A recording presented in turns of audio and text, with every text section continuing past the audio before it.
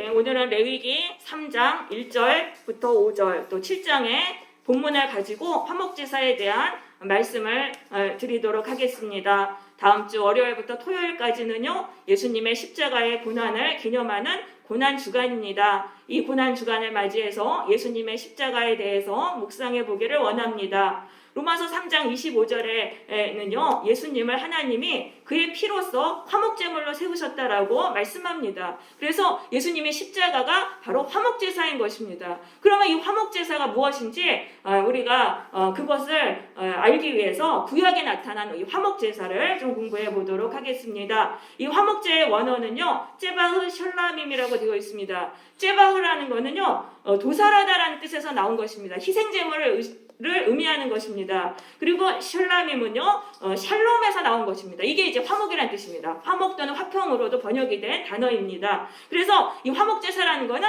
화평, 즉 샬롬을 위한 제사다. 샬롬을 위한 희생제사다라고 할 수 있습니다. 그래서 이 샬롬이 무엇인가? 샬롬이 바로 무엇인지 좀 말씀을 드리겠습니다. 샬롬이라는 거는요, 한마디로 뻥 뚫린 인생이 되겠습니다. 샬롬이라는 건 인생을 살아갈 때요, 막힘이 없는 상태를 말하는 거예요. 사람하고 관계에서도 막힘이 없어요. 그리고 환경에 있어서, 내가 하는 일에 있어서도 막힘이 없는 그 상태. 그것이 바로 샬롬, 이것이 바로 화평의 상태인 것입니다. 그래서 이 인생이요, 행복하려면 이렇게 뻥 뚫려야 되는 겁니다. 이 샬롬이 임해야 돼요. 사람하고의 관계에서나 내가 하는 일에서의 일에 막힘이 있어서는 안 되는 거예요. 뻥 뚫린 인생이, 즉 샬롬의 인생이 행복한 인생이고, 인생에서 이렇게 막히면은 굉장히 인생이 고통스럽습니다. 그런데 왜 그러면은 인생이 이렇게 고통스럽게 되냐, 막히게 되냐 하면은요, 그 원인은 죄가 있다는 것입니다. 내가 과거에 지었던 죄가 내 삶에 저주를 불러온 것입니다. 그래서 인생이 막히는 거예요. 그러면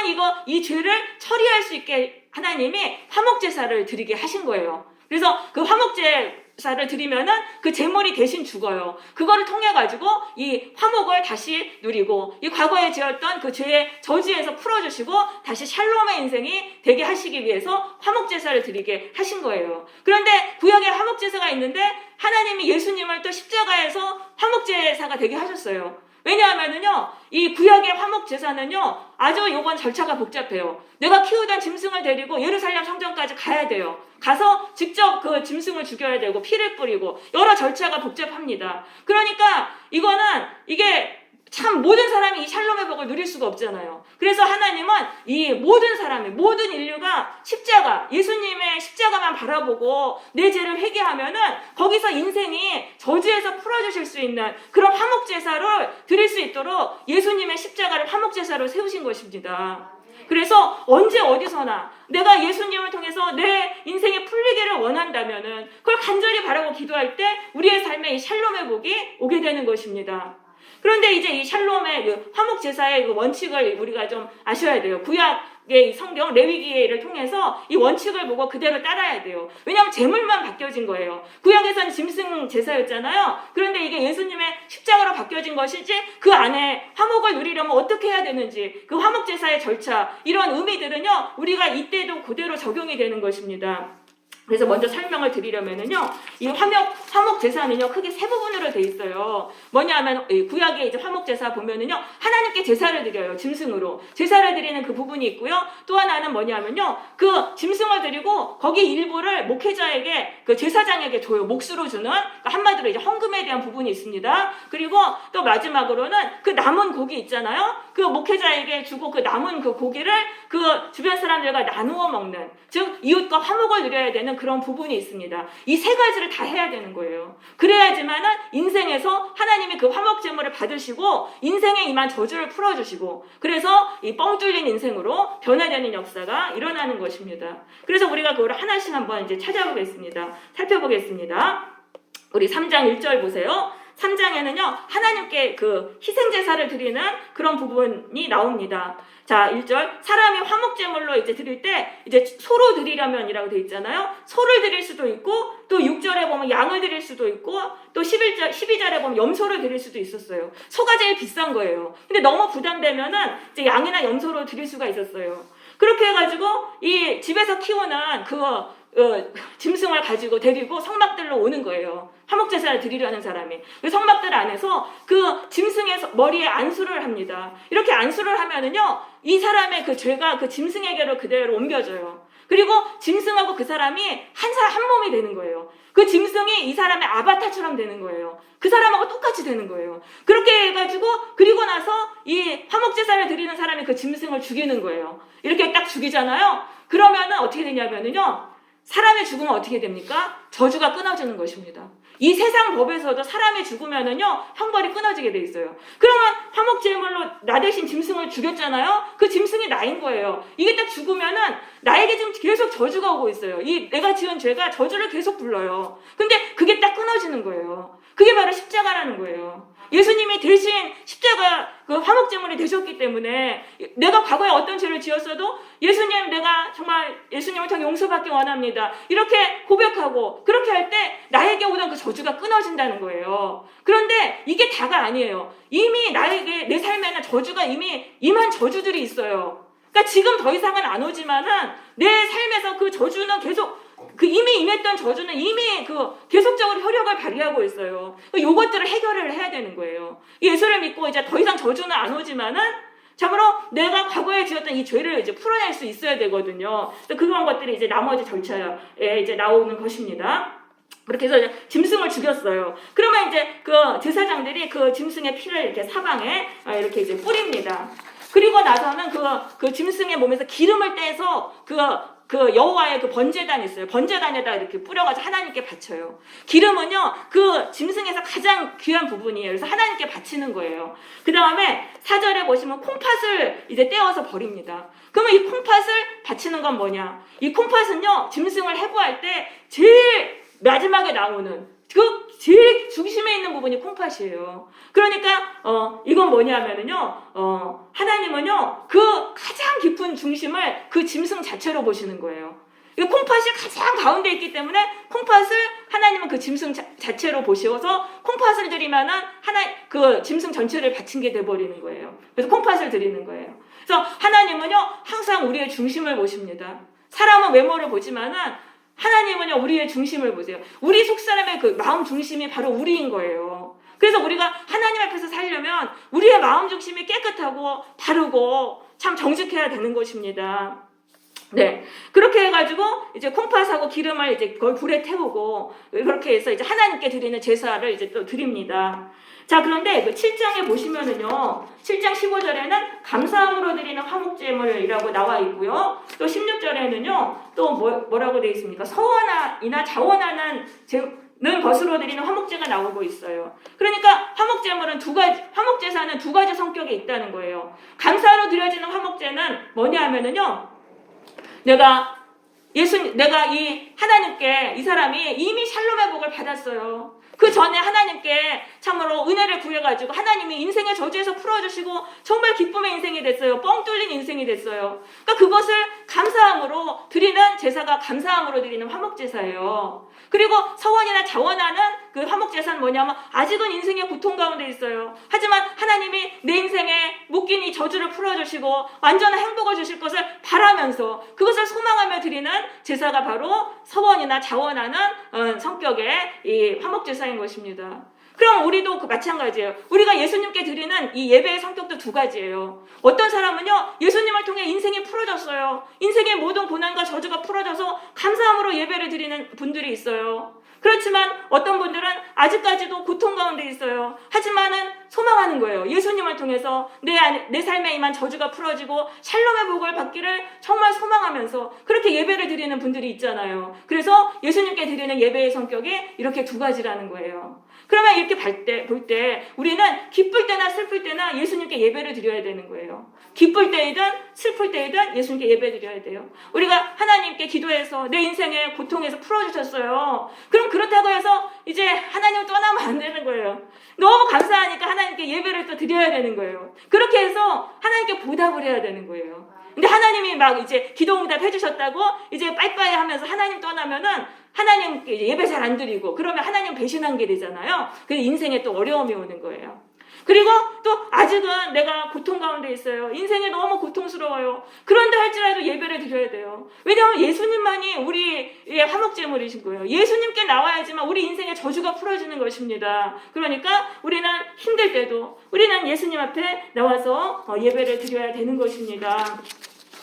네, 그런데 이제 15절에 보세요. 감사함으로 화목제물을 드릴 때 이제 고기가 지금 남았잖아요. 지금 하나님께 기름하고 콩팥만 드리고 그 고기가 그냥 남아있잖아요. 그거를 그날 먹으라는 거예요. 그 다음날 아침까지 두지 말고 그날 다 먹어라. 그런데 16절에 서원이나 자원하는 성격으로 이제 화목제사를 드렸으면은 제물을 드리는 날도 먹고 그 다음 날도 먹을 수 있다는 거예요. 근데 셋째 날까지 남았으면 그거를 다 불사를 하라고 이렇게 말씀하십니다. 그럼 그 고기를 그날 다 먹어야 돼요. 그날 먹거나 그 다음 날까지 다 먹어야 되는데 가족들이 아무리 먹어도 그 고기를 다 먹을 수가 없는 거예요. 그럼 이건 뭐냐면 주변 사람들을 초청해가지고 그 사람들한테 이거를 베풀면서 그 사람들하고 같이 나누어 먹게 하신 거예요. 그러니까 하나님은요, 이 화목제사의 절차 중에 이거를 반드시 해야 돼요.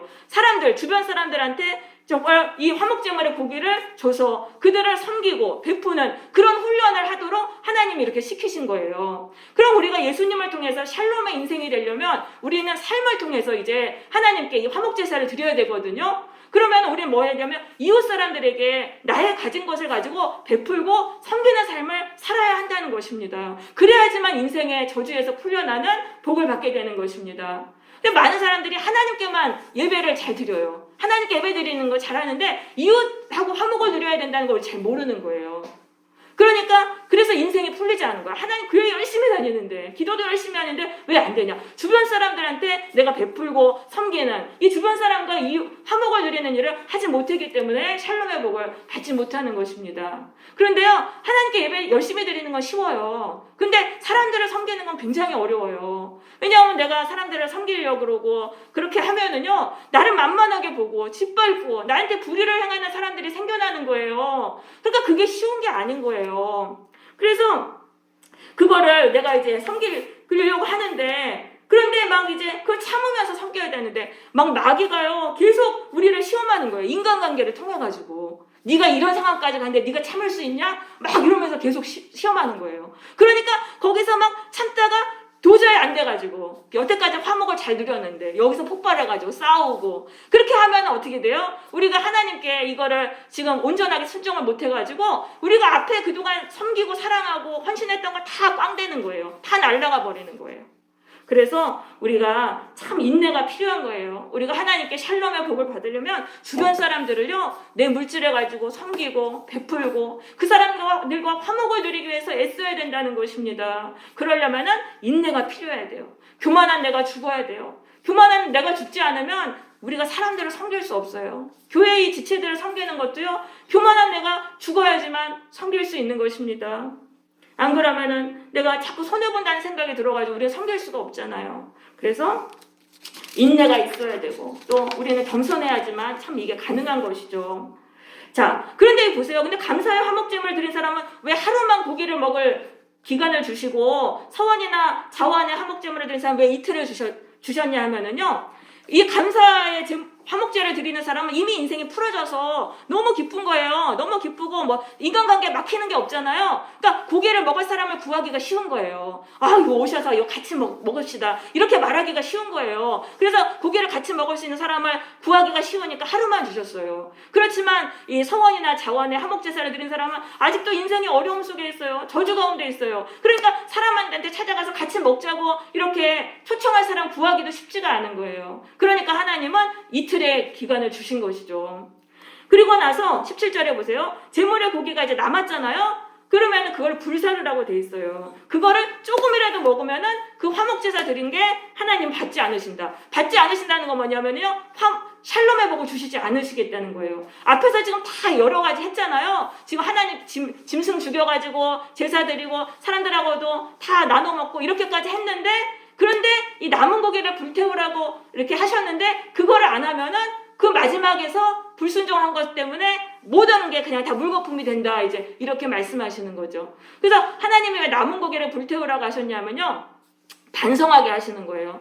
아, 내가 얼마나 인간관계를 못했으면은 이 고기가 이렇게 귀하고 맛있는데 이거를 같이 먹을 사람이 없어서 이렇게 불태우는가 이렇게 생각하면서 내가 앞으로는 사람들과 좀 더 화목을 누리며 살아야겠구나 이런 걸 이제 고기가 불타는 걸 보면서 이제 깨닫게 하시는 거예요. 그런데 이게 이 남은 고기를 불태우는 게 쉬운 게 아니라는 거예요. 왜냐하면 그 당시에는 이게 고기가 귀했잖아요. 그거 그냥 내가 먹고 싶은 거예요.